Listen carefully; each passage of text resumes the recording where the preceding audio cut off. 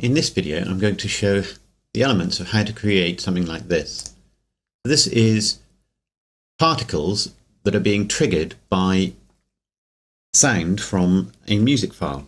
I'm not playing the music file during this tutorial, but you can see here how the particles are emitting all together from a group of emitters that are all using the same music to trigger them. I could have used it to affect the colour, and I could have used it to affect the force field that's creating this distribution of the particles higher up. I will show you how I made those, and I've done a little bit of post-processing on it as well, just to make it a bit more interesting. So as I say, you can use sound to affect any element in Blender that you can keyframe. So I'm just going to cover the basics. So to begin with, let's just add a plane. We'll scale it on the Y to make it a bit narrower, and scale it on the X to make it a bit longer, just to make it easier to see what we're doing. I'm going to subdivide it just to give it a few more vertices, and that'll just make it easier when we're emitting particles. So we'll just name that source. I'm going to come to another layer now, and we're just going to add an icosphere. One subdivision is enough because these aren't going to be big enough to see really. We'll call that particle, and we'll give it a particle material. Doing all this in cycles, of course. And we'll just make this a bright green colour for now, just to make it easy to identify. So coming back to our plane, click on particles and say new. And if we press play now, of course, not a great deal happens. They just emit and then fall down through the floor. So we want them first of all to rise in this case, rather than fall. And one of the ways to do that is come down to field weights, and currently gravity is set to 1. If we set that to 0, they will actually rise. We can even set it to a negative number if we want to. The reason they're rising is because we've got an emitter velocity here. So if I set the emitter velocity to 0, you can see they are being emitted, but they're just staying there on the surface. Unless I put the gravity down at, say, minus 0.1. And now the particles will rise at a speed determined by the gravity. So that's yet another thing that you could control with keyframes. And this gravity is only affecting these particles, so you can have a different gravity for different particle systems. I'm going to increase the lifetime to 150, just so that we can see the particles for a bit longer. And obviously you're going to have a longer timeline if you want to cover the entirety of your music. I'm going to set the end to 250, but my particles are starting on frame 1 and continuing until frame 250. So I'm going to come down here now and select Object under Render, click in here and select my particle, and you see they've all turned green now. And we can see there's my little particle that I created. You could add some Brownian motion, which will make them jiggle around. Probably the main thing you want to do is add a bit of randomness to the size. So you've got small ones and big ones. And then depending on how many you're going to have, you may want to make them a lot smaller if you're going to have a lot more, which I certainly did. But that's our starter for 10. So the next thing we need to do is create something which will influence these particles. So I'm going to go to the beginning of the timeline. That's quite important, so you can fix any problems later. And then I'm going to go to the video sequence editor, and I'm going to add a sound. And we'll select this one from Incompetech. So having loaded the sound in, if we press play, we can hear it. If I press N and bring up the right hand menu and click here, we can see the waveform, which can be useful. And if I just press G, I can move it around if I need to. But because we had the timeline at the beginning when we loaded this file in, it's coming in the right place. Now the only reason for bringing this into the video sequence editor is so that you can hear what's going on and see how it relates to whatever we're going to trigger with the sound. We don't strictly need to do that. And certainly when I created the animation, I actually added the sound separately, even though it was using this sound file, if that makes sense. So if we now switch to the 3D view and press play, we're still getting the sound playing, but obviously there's no connection at the moment. So to go to the next stage, I need a keyframe. So I'm just going to select my particle emitter, and the way that I did it, and there's multiple ways that you could do this, was go down to textures and say new. Click this little button here to go to where the textures are. I just selected clouds, which is just a random noise, accepted all the defaults here. And then under time, I'm going to set that to 0 and keyframe it. So the effect of this one is pretty subtle. If I suddenly push it up to maximum, you can see how very few particles for a moment or two, and then bring it back, and then we have more, and so on. So it's influencing when the particles are emitted, and it's really something that affects it over time, hence the term time. At 1, the particles start to emit much later than they do at 0. So by varying it up and down, you sort of create pulses of particles. And my purpose here was to have an effect which didn't have any influence on particles that had already been emitted, but affected the emission itself of particles. Whereas if I'd changed the size of particles and things like that, then particles already emitted would also change in size. So we keyframe this value. That allows us now to animate this value. And I keyframed it at the beginning of the sequence. Now we'll go to the graph editor, under key, and we can now bake sound to F-curve. And we'll use the round drums again for this. And you can see there is our sound. And that's now affecting the value here. Now for this one, we've actually got quite well differentiated sounds, but it may be you only want certain elements of the sound to influence your animation. So I want to just, for example, pull out these peaks. So to do that, I'm going to press N to bring up the right-hand menu, select modifiers, and I'm going to add limits to begin with. I'm going to set the maximum to 1, so that doesn't need to go beyond 1, and the minimum to 0. In this case, it doesn't look like it's too bad anyway. But in a moment, you'll see the reason that I needed to do that. So that hasn't made any significant difference yet. If I reduce this maximum, you can see it's clipping the top. But we want it at 1. And obviously, if I increase the minimum, it clips it down below. But that's not actually quite going down to 0. And really, I only want to pull out perhaps these biggest spikes. So I'm going to add another modifier, which is an envelope modifier. I'm just going to make this window a little bigger. And then the min value, I'm going to set that to 0.025, so almost 0. And then max, I'm going to set to 0.05 and click add point. And immediately you can see what's happened is the waveform's got a lot bigger. So essentially this has amplified it. So I can now adjust this. So for this particular one, I think 0.5 is probably not so far away. Let's have a look at what that's like. And you can see we've got these two lines which are adjusting it. So this is essentially amplifying it. And I added these in the wrong order, so I'm going to re-add the limits modifier, and we're going to set the minimum to 0 and the maximum to 1. And now you can see we've just got this clipping that associates with the loudest drum. And we can even adjust that further. So it's coming up to 1, and if we need to, we can decrease the amplification a little bit, and that almost completely removes the smaller one. So now we've just got these little pulses, which is the main drum. And if you want to, we can adjust this as well, because we want enough time to actually emit some particles. It's no good if it's a really sharp spike. So there we go.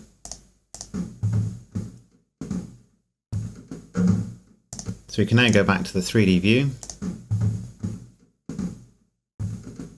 And it's hard to see like this, and you will need to adjust this a little bit. Perhaps we'll make the particles rise a little faster. Just put minus 0.25 on the gravity now.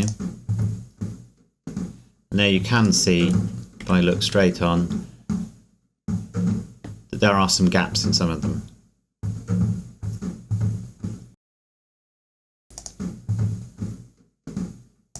And there you go, so you can see that a bit more clearly now. And to help the appearance as well, I actually duplicated the emitter object and put several of them behind each other. I'll go into orthographic view, which will make it a bit clearer. You can now see we've got these groups of particles being emitted,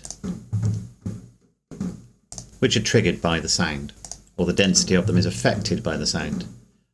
You get some strange effects if you stop it and start it again. You just need to bake the particle system. So I've turned the sound off there, and you will find you need to rebake everything every now and then, because you do get some strange effects doing this. And of course you could link that F-curve to anything else that you can keyframe, such as the colour. However, I didn't do that, but that was really just to show you how to create an F-curve and how to use it. So I'm going to call the node editor up now, and just before I do that, I'm going to turn the visibility of these emitters off here, just say no to rendering the emitter, and we'll come over to here where my particle is, and we'll go to rendered view, and it's black at the moment, of course. So to begin with, I'm going to make the particle change its color with time. So to do that, I need to add a particle info node and a math node. I'm going to set the math node to divide, then take the age of the particle into one side and the lifetime of the particle into the other. So this is the maximum life of the particle, and I had mine set to something like 150, so the particle disappears at 150 frames, and this is how old the particle is from the point at which it's been emitted. So it's dividing that into the lifetime, which will give you 1 when the particle is about to disappear or die. I'm now going to add a color ramp. Put the output of that divide into the color ramp. I'm going to set it to B-spline and bring the pointers somewhere in the middle of the color ramp. You can adjust this later. So this is going to set how it affects it. So I'm going to replace this diffuse now with an emission shader and another emission shader, which I'll put back to white, I think. I'm going to add mix shader. Those two go into there, the output of which goes into the surface, and there's our object again. So as we go from the left, we've got a green particle. On the right, we've got a white one. And then take the output of the color ramp, put that into there. So we come back to this side and we start our particles emitting. We may just be able to make out, as time goes by, they actually start to turn pale. We've got some artifacts up here, but don't worry about that at the moment. So you can see they're getting progressively more pale as we go. And if I change this to red, you can possibly see that a little more strongly. But I'm going to go with white. I particularly wanted them to sort of lose colour over time. And perhaps we'll start off by emitting at strength 3, so they're also much brighter down here. So now let's make the colours themselves a little more interesting. I'm going to add another colour ramp. By the way, we can adjust this to adjust where the particles start to change colour and how long they live after that, for example. So I can put this up here and then it's closer to the end, or down here and it happens sooner. And they could go black, of course. In fact, I think what I actually did was I put a diffuse shader, so they will actually fade out over time. I'll just refresh the seed, and you can see they're getting a little darker there. Now, one of the little tricks when you're doing these sorts of edits, for making it a bit easier, you don't have to keep trying to find your particle, is if you go to your emitter, add a new material to it, and you can add a second material if you need to, of course. Bearing in mind we've set this not to be visible, and I'm going to select my particle material, even though it's not visible on these objects. And that just makes it easier to select the particle material. So I'm going to add a couple more points to this color ramp. We'll put one at this end, and we'll set this to a nice bright red. Then I think we'll have an orange color, bright yellow color, yellow-orange color, nice green, and then a sort of cyan blue colour. And we'll spread those out a little bit. Got a nice range of colours there. And we're going to take that into the colour input of this object. Now, of course, I could use the same approach for changing the colour of my particles. And you can see they're dark red up here and so on. And if you wanted to simulate flame using particles, that would be an approach for that. But I decided to go slightly differently. So I'm going to add another math node. And this one's going to be set to add. Then another math node, which I'm going to set to multiply. The output of the multiply node, it goes into the add node, and the output of the add node into my color ramp. I'm now going to put in an input, which is just a value. And I'll explain that in a moment, but it's literally just the number that's in there. And we'll connect that into one side of the multiply node. And I had a value of something like 7.6 in here, but the actual value here will depend on what you end up putting here and how you modify it. And I'll explain what I mean shortly. The other side of that add node, I'm going to put another math node, which I'm going to set to sine. And I have one down there. The output goes into that math node. Exactly what you do here is entirely up to you, but this seemed to work quite well for me. I'm going to add an input which is geometry input, and then I'm going to add a converter which is separate x, y, z. And I take the position and put that into there, and then the z goes into the other side. So essentially, I'm finding the vertical position of my particles, feeding those into a sine wave, as it were, and that's why we're getting these cycles of colours, and then that's being combined or multiplied by a value over here. That should actually go into here, but that's being combined by addition with this value here. Now you could just put it into here and they multiply together, but I wanted to have some kind of offset with this one. So that's what's giving me these cycling colours. So now what are we going to do with this? Well, I'm going to go to the beginning of the animation, hover my mouse over that value and press I to keyframe it. Make sure that that value box is selected, and now go to the graph editor. You can see there's our particle settings, but here is our shader node tree value setting. This is now the bright yellow line, and it's not doing anything at the moment.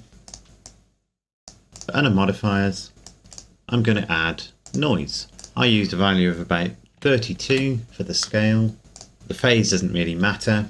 and the strength of about 2.5. So now as we play, you can see the colours are changing over time. So not only are they changing as the particles rise through certain positions, but they're also being influenced, or the position of those colours is being influenced by this noise. And again, of course, you can add additional modifiers, as I did with this one, in order to affect the amplitude of the noise and so on. But you need this to be at a reasonable scale so that it's somewhere appropriate for the music that's being played. So then finally, how does one get the particles to redistribute in that sort of smoky way that I did? So I actually added a couple of turbulence forces for that. So I'm going to put my 3D cursor about there, and then Shift A, and I'm going to add a force field, which is a turbulence force field. I'm going to make sure it's roughly over the object I want to influence. Change the view slightly so it's easy to see, and I'll turn off grid floor. Come over to here, to physics properties. See, we've got turbulence selected and point, but I don't want it to affect the particles from the beginning.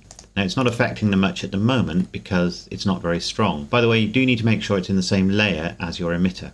So I'm going to set the size to 6 and the strength to 2. I'm going to add a little bit of noise to it, and I'm going to set the flow to 0.8. So let's see what that does. And now you can see we've already got some more interesting things happening with the particles, but it's affecting them right from the bottom. And I wanted it to sort of affect them in certain areas rather than everywhere. So to do that, what we need to use is fall off. So I'll stick with the default of spherical fall off. Click here and I'll set the minimum to 0, but I'm going to set the maximum. We'll try 5. You can see that's actually a bit big. It's showing the fall off area. So we'll make it a bit smaller than that. So it gives the particles a chance to emit before it starts influencing, and perhaps we'll lift the force up a little bit. So now you can see it actually starts to affect them when they come within its sphere of influence, literally. So we'll go a little bit bigger.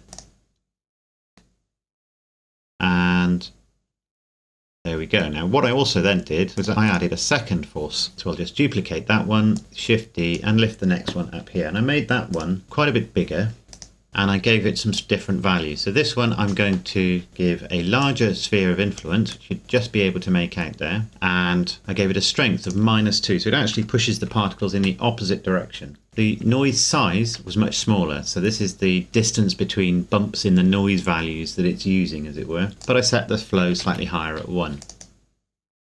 So now you can see that sort of gives us a sort of secondary effect on the way those particles move. And you will find you need to tweak these values and play around with them to get exactly the effect that you're looking for. You see they really slow down once they hit that part.